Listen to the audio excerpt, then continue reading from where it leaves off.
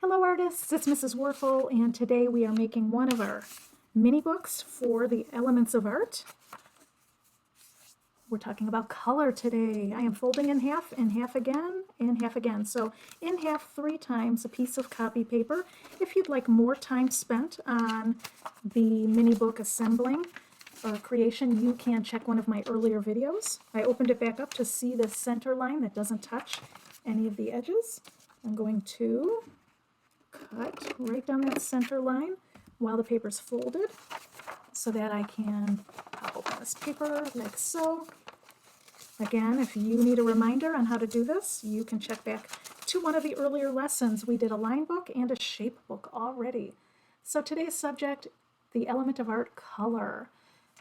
All right, elements of art. Now I am going to be not using my best handwriting, to be honest with you, because nice handwriting for me takes a little time. I'd like you to take your time with your book. All right, the elements of art, color. You are going to decorate yours and make your book beautiful. I don't want you to have to watch a video that takes hours and hours. All right, so what is color, or how do we create color? Color is created by light reflecting off of objects. So for example, and in art, everything is about light. Light creates color. All right, so if you have the sun shining its rays down on an object, in this case a blue object, well, light is made up of different colors of light waves. So the blue parts of the light hit the object and bounce back to your eye. I'm going to do a quick eye. So there we go, cartoon eye. So what you see is blue because the blue light waves are bouncing back. This object does not look red because the red parts of the light waves are being absorbed. So what you see, what color you see, is based on what color waves are being reflected and what color waves are being absorbed. All right, now that's a simple explanation of that. Of course, as you learn more about optics and light in your science classes, this will become more detailed in your studies. We're just hitting the top of it here. All right, now the color name, the name of the color that we call a color, the artist's word for that is hue. The scientist's word for that is hue also. So if I take this pencil and I make this color on my paper and I ask you, what is the name of that color? You would call that color blue, right? And this one, and this one, right?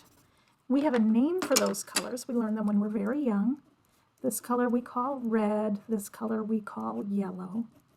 And if you know about color, then you know that these 3 colors are a family of colors, and we call those 3 colors the primary colors. All right, so the primary colors are red, yellow, and blue. Let me find them again. Red, yellow, and blue, blue, yellow, red. There's another family of colors. Now, primary means 1. When you're in primary school, we call it elementary school too, that means 1. Primary school is like kindergarten, 1st grade, 2nd grade, the early years. Now, if you mix red and blue together, you create a new color. Do you remember in your experience with mixing colors? Yeah. When you mix blue and red, you create purple. When you mix blue and yellow, you create green. And when you mix red and yellow, you create orange. Now, primary means 1, and this family of colors is called, you might know already, secondary. Second means 2, secondary colors. All right, so we have the primary colors and we have the secondary colors. You can actually mix these together and create a 3rd family of colors, tertiary colors. Tertiary colors are the colors that you create when you mix a primary with a secondary. So these are, let's see, for example, I might do the primary color, red. I might mix red and the secondary color, purple. Oop, secondary color of purple. I might mix those together and create a new color. Maybe in this case, we get magenta. These tertiary colors have interesting names, unusual names, and you might call this a different name than me. This is when color gets really exciting, when you start to get layering and blending. All right, now speaking of layering and blending, you can have physical mixing of colors. So if I take some paint and I mix it here, I can get a physical mixing of colors. So let's see, my oil pastels are nearby. Let's take, let's see, what do I have in here? Let's see what I can create. All right, I have my red and I have my yellow, two primary colors. And if I physically mix them, what do I get? I get orange, right? These are actually physically mixing together.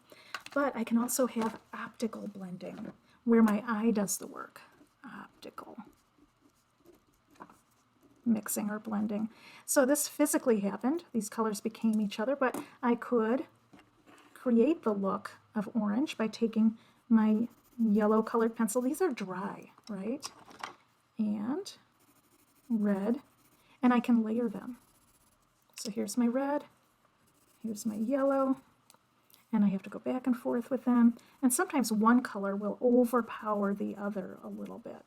But you can see these aren't actually physically mixing.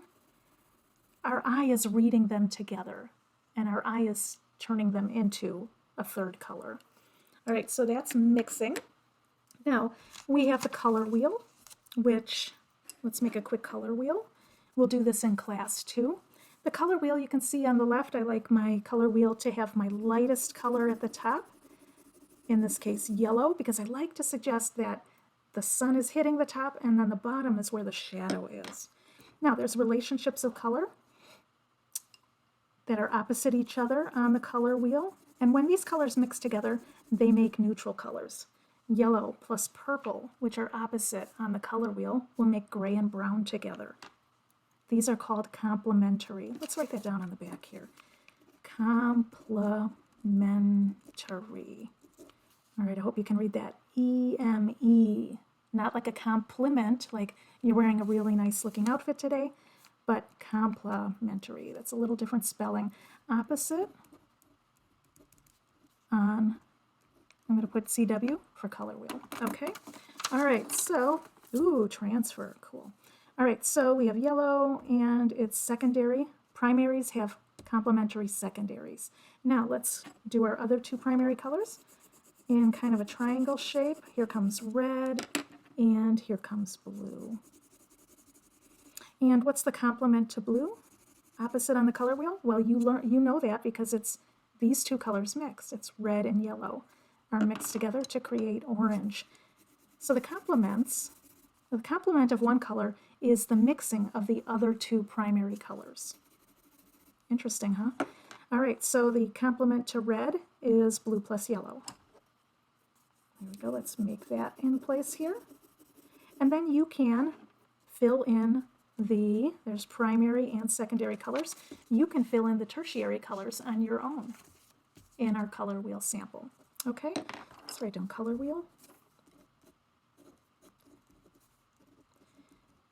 on the top of this paper. So that's our color wheel. All right, complementary colors. Let's do a complementary mix. So red, look at my color wheel. What's the opposite of red? The complement of red. It's going to take a little of that across. The complement is green, right? Blue plus yellow.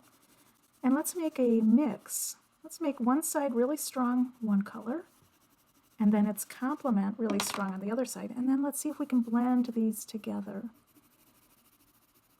When you take complementary colors and you blend them together, you create neutral colors.